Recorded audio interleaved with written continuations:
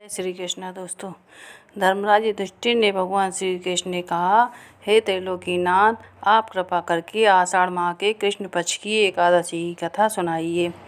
इस एकादशी का नाम तथा महात्म्य क्या है, सो मुझे विस्तार पूर्वक बताएं। श्री कृष्ण ने कहा, हे पांडुपुत्र, आषाढ़ माह के कृष्ण पक्ष की एकादशी का नाम योगिनी एकादशी है। इस व्रत से सभी पाप नष्ट हो जाते हैं। यह व्रत इस लोक में भोग तथा परलोक में मुक्ति देने वाला है। हे धर्मराज, यह एकादशी तीनों लोकों में प्रसिद्ध है। इसके व्रत से सभी पाप नष्ट हो जाते हैं। तो मैं पुराण में कही हुई कथा सुनाता हूँ, ध्यानपूर्वक श्रवण करो। कुबेर नाम का एक राजा अलकापुरी नाम की नगरी में राज्य करता था। वह शिव भक्त था। उनका हेममाली नामक एक यक्ष सेवक था, जो पूजा के लिए फूल लाया करता था। हेममाली की विशालाक्षी नाम की अति सुंदर स्त्री थी। एक दिन वह मानसरोवर से पुष्प लेकर आया, किंतु कामासक्त होने के कारण पुष्पों को रखकर अपनी स्त्री के साथ रमण करने लगा। इस भोग विलास में दोपहर हो गई। हेममाली की राह देखते देखते जब राजा कुबेर को दोपहर हो गई, तो उसने क्रोधपूर्वक अपने सेवकों को आज्ञा दी कि तुम जाकर पता लगाओ कि हेममाली अभी तक पुष्प लेकर क्यों नहीं आया। जब सेवकों ने उसका पता लगा लिया, तो राजा के पास जाकर बताया, हे राजन, वह हेममाली अपनी स्त्री के साथ रमण कर रहा है। इस बात को सुनकर राजा कुबेर ने हेममाली को बुलाने की आज्ञा दी। डर से कांपता हुआ हेममाली राजा के सामने उपस्थित हुआ। उसे देखकर कुबेर को अत्यंत क्रोध आया और उसके होंठ फड़फड़ाने लगे। राजा ने कहा, अरे अधम, तूने मेरे परम पूजनीय देवों के भी देव भगवान शिव जी का अपमान किया है। मैं तुझे श्राप देता हूँ कि तू स्त्री के वियोग में तड़पे और मृत्युलोक में जाकर कोढ़ी का जीवन व्यतीत करे।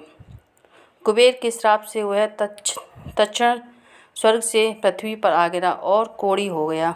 उसकी स्त्री भी उससे बिछड़ गई। मृत्युलोक में आकर उसने अनेक भयंकर कष्ट भोगे, किंतु शिव की कृपा से उसकी बुद्धि मलिन न हुई और उसे पूर्व जन्म की भी सुध रही। अनेक कष्टों को भोगता हुआ तथा अपने पूर्व जन्म के कुकर्मों को याद करता हुआ वह हिमालय पर्वत की तरफ चल पड़ा। चलते चलते वह मार्कंडेय ऋषि के आश्रम में जा पहुंचा। वह ऋषि अत्यंत वृद्ध तपस्वी थे। वह दूसरे ब्रह्मा के समान प्रतीत हो रहे थे और उनका वह आश्रम ब्रह्मा की सभा के समान शोभा दे रहा था। ऋषि को देखकर हेममाली वहां गया और उन्हें प्रणाम करके उनके चरणों में गिर पड़ा। हेममाली को देखकर मार्कंडेय ऋषि ने कहा, तूने कौन से निष्कष्ट कर्म किए हैं जिससे तू कौड़ी और भयानक कष्ट भोग रहा है। महेश की बात सुनकर हेममाली बोला, हे मुनिश्रेष्ठ, मैं राजा कुबेर का अनुचर था। मेरा नाम हेममाली है। मैं प्रतिदिन मानसरोवर से फूल लाकर शिव पूजा में के समय कुबेर को दिया करता था। एक दिन पत्नी सहवास के सुख में फंस जाने के कारण मुझे समय का ज्ञान ही नहीं रहा और दोपहर तक पुष्प न पहुंचा सका।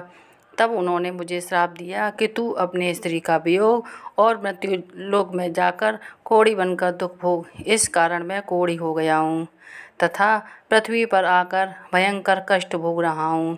अतः कृपा करके आप कोई ऐसा उपाय बतलाइए जिससे मेरी मुक्ति हो। मार्कंडेय जी ऋषि ने कहा, हे माली, तूने मेरे सम्मुख सत्य वचन कहे हैं, इसलिए मैं तेरे उद्धार के लिए एक व्रत बताता हूँ। यदि तू आषाढ़ माह के कृष्ण पक्ष की योगिनी नामक एकादशी का विधिदान पूर्वक व्रत करेगा, तो तेरे सभी पाप नष्ट हो जाएंगे।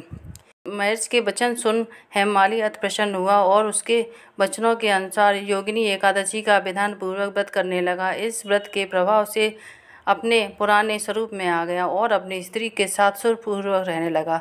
भगवान श्री कृष्ण ने कहा, हे राजन, इस योगिनी एकादशी की कथा का फल 88,000 ब्राह्मणों को भोजन कराने के बराबर है। इसके व्रत से सभी पाप नष्ट हो जाते हैं और अंत में मोक्ष प्राप्ति करके प्राणी स्वर्ग का अधिकारी बनता है। वीडियो अच्छी लगी हो तो लाइक करें, शेयर करें और चैनल को सब्सक्राइब करें। राधे राधे।